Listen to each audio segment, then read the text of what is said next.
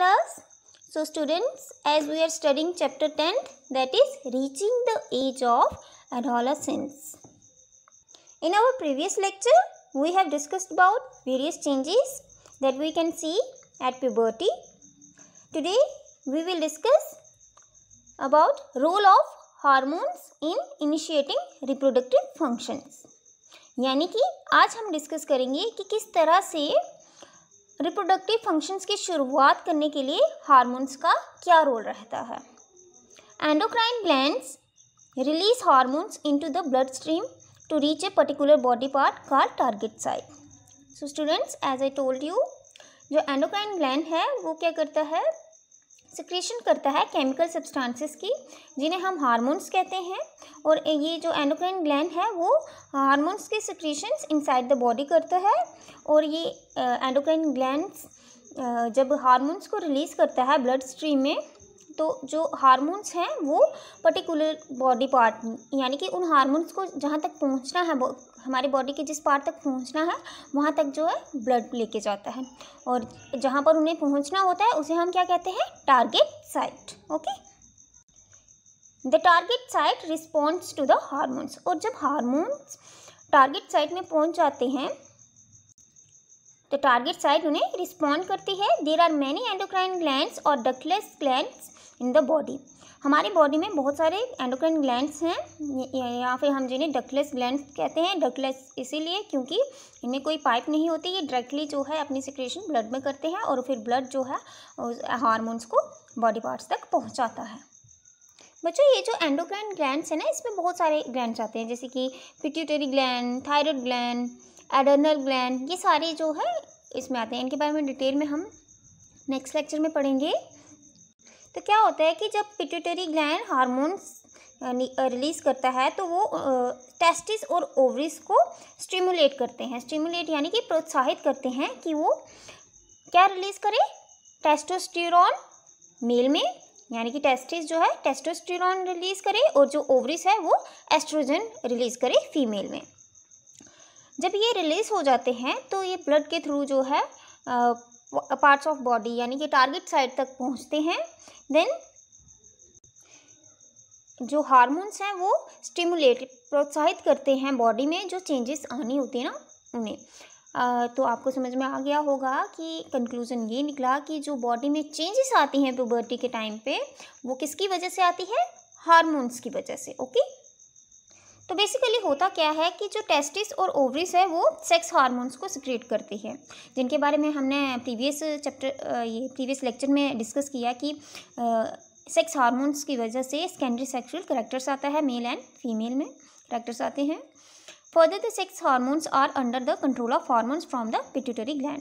और ये जो सेक्स हार्मोन्स हैं इन्हें कंट्रोल कौन करता है, जो पिट्यूटरी ग्लैंड से जो हार्मोन्स आते हैं वो कंट्रोल करते हैं. The pituitary secretes many hormones, one of which makes ova mature in the ovaries. जो पिट्यूटरी ग्लैंड है वो बहुत सारे हार्मोन्स सिक्रेट करता है. उनमें से एक हार्मोन क्या करता है, ओवा, जो कि फीमेल बॉडी में है, उसे मैच्योर करता है. ठीक है, और जो स्पर्म है टेस्टिस में उसे मैच्योर करता है. कौन, जो पिट्यूटरी ग्लैंड से हार्मोन सिक्रेट होता है. ठीक है, तो इस तरह से आप देख चुके हैं बच्चों की किस तरह से रिप्रोडक्टिव फंक्शन के लिए हार्मोन्स का क्या रोल है. ठीक है, अब हमने जान लिया है कि किस तरह से जो हार्मोन्स हैं वो रिप्रोडक्टिव फंक्शंस के लिए हार्मोन्स जो होते हैं वो किस तरह से जो टेस्टिस और ओवरीज हैं उन्हें स्टिमुलेट करते हैं, प्रोत्साहित करते हैं टेस्टोस्टेरोन और एस्ट्रोजन रिलीज़ करने के लिए. ठीक है, अब यासिर और सबा जानना चाहते हैं कि जो प्यूबर्टी के टाइम पे ये जो रिप्रोडक्टिव लाइफ स्टार्ट हुई, ये कब तक कंटिन्यू करती है और ये ख़त्म कब होती है. यानी कि उन्हें ये तो समझ में आ गया कि प्यूबर्टी के टाइम पे रिप्रोडक्टिव पीरियड की शुरुआत होती है, लेकिन अब वो जानना चाहते हैं ये कब तक चलता है, क्या ये ऐसे ही चलता रहता है ये पीरियड, या फिर ये ख़त्म भी होता है. So reproductive phase of life in humans, अब हम इसके बारे में जानेंगे.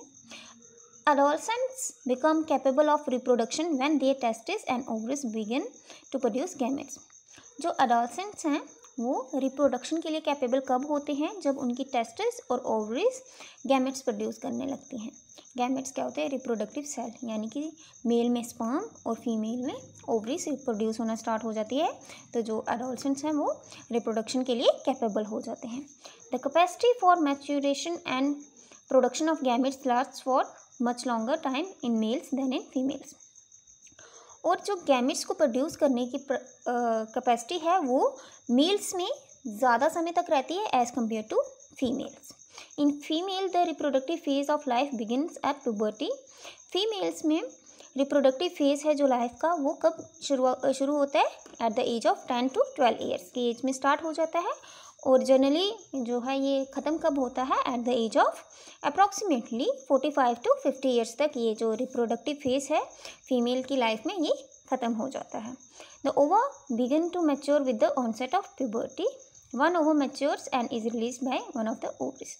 जब प्यूबर्टी के टाइम पे जो है, जैसे कि हमने कहा कि जो ये रिप्रोडक्टिव ऑर्गन्स हैं वो मैच्योर हो जाते हैं, तो उसमें से जब फीमेल में ओवा रिलीज़ होता है प्यूबर्टी के टाइम पे और वो मैच्योर होता है, तो क्या होता है कि वो ओवरीज जब उन्हें रिलीज़ करती हैं तो उस समय पे जो यूट्रस की वॉल्स हैं वो थिक हो जाती हैं ताकि वो उस एग को रिसीव कर सके। ठीक है, और ये जो ओवा निकलता है, यानी कि जो ओवरीज के थ्रू ओवरी से रिलीज़ करती हैं ओवा या एग कह सकते हैं, ये अबाउट 28 to 30 डेज़ में एक बार होता है। ये मैंने आपको रिप्रोडक्शन के चैप्टर में अच्छे से बताया था। तो और अगर ये ओवा फर्टिलाइज्ड हो जाता है तो वो डेवलप होना शुरू हो जाता है। अब फर्टिलाइज कैसे होता है ये भी मैंने आपको बहुत अच्छे से बताया था बच्चों। अगर आपको याद होगा तो मैंने आपको बताया था कि जब ओवरीज ओवा रिलीज़ करती हैं और अगर वहाँ पे स्पर्म पहुँच जाता है तो ओवा और स्पर्म की फर्टिलाइजेशन होती है। जब फर्टिलाइजेशन होती है तो जाइकोट बनता है एंड देन जाइकोट जो है फिर डिवाइड होता है ग्रुप्स ऑफ सेल्स में और एम्ब्रियो बनाते हैं और फिर एम्ब्रियो डेवलप होके फीटस बनाता है। और ये सारा जब फीमेल बॉडी में प्रोसेस होता है तो इससे जो है प्रेगनेंसी होती है, फीमेल्स जो हैं प्रेग्नेंट होती हैं। If fertilization does not occur the released egg and then thicken lining of the uterus along with its blood vessels are shed off. और अगर ये एग फर्टिलाइज नहीं होता है यानी कि उसे स्पर्म नहीं मिलता है तो ये एग टूट जाता है और ये बॉडी से बाहर आता है ब्लीडिंग की फॉर्म में फीमेल्स में। ठीक, जिसे कहा जाता है मेंस्ट्रुएशन, यानी कि जब एग टूट जाता है और जो ब्लड की फॉर्म में वो बाहर आता है फीमेल की बॉडी से, उसे हम कहते हैं menstruation. Menstruation occurs once in about 28 to 30 days. और जो मेंस्ट्रुएशन का प्रोसेस है वो फीमेल में 28 to 30 डेज़ के बीच में एक बार होता है। जैसे मैंने अभी बताया जब एग ही एक बार रिलीज़ हो रहा है तो ऑब्वियस है कि जो मेंस्ट्रुएशन का प्रोसेस है वो एक ही बार 28 to 30 डेज़ के बीच में एक बार ही होगा। The first menstrual flow begins at puberty and is termed menarche. जो फर्स्ट टाइम जब मेंस्ट्रुअल फ्लो होता है वो प्यूबर्टी की एज में होता है और उसे कहा जाता है menarche. MENARCHE, menarche. Okay. At 45 to 50 years of age, the menstrual cycle stops. और जब एक फीमेल 45 to 50 ईयर्स की एज अटेन कर लेती है तो मेंस्ट्रुअल साइकिल रुक जाता है और stoppage of menstruation is termed menopause.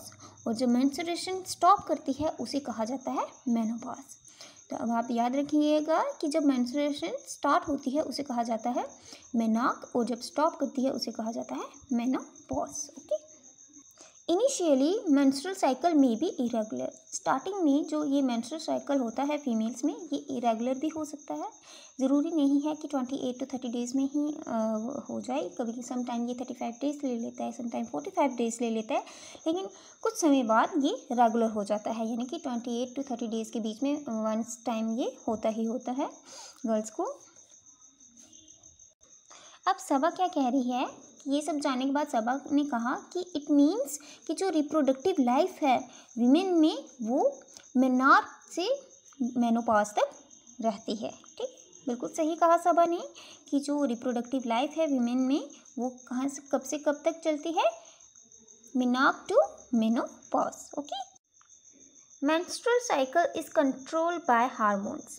जो मेंस्ट्रुअल साइकिल होता है फीमेल बॉडी में उसे भी कौन कंट्रोल करता है? हार्मोन्स कंट्रोल करते हैं। The cycle includes the maturation of the egg. इस साइकिल में क्या होता है? पहले एग जो है मैच्योर होता है, फिर वो रिलीज होता है, देन यूट्रिन की वॉल जो है वो थिकन हो जाती है ताकि वो एग को रिसीव कर सके and it break down if pregnancy does not occur. अगर प्रेगनेंसी नहीं होती है फीमेल बॉडी के अंदर तो वो ब्रेक डाउन हो जाता है और वो ब्लड की फॉर्म में बॉडी से बाहर आ जाता है।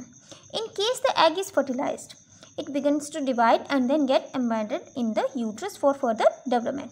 और अगर जो एग है वो फर्टिलाइज्ड हो जाता है, उसका जाइकोट बनता है, फिर वो डिवाइड होता है, एम्ब्रियो बनता है और एम्ब्रियो डेवलप होकर फीटस बनता है। और ये सारा प्रोसेस कहाँ पर होता है? फीमेल के यूट्रस में, ओके, यानी कि वॉर्म में। सो स्टूडेंट्स, अब आप जान ही चुके होंगे कि किस तरह से जो हार्मोन्स हैं उनका क्या रोल है रिप्रोडक्टिव फंक्शंस में। ठीक है, किस तरह से जो है वो रिप्रोडक्टिव फंक्शन को इनिशिएट करते हैं, यानी कि उनकी शुरुआत करते हैं। So that's all for today, students. Further we will proceed in our next lecture. Thank you and have a nice day.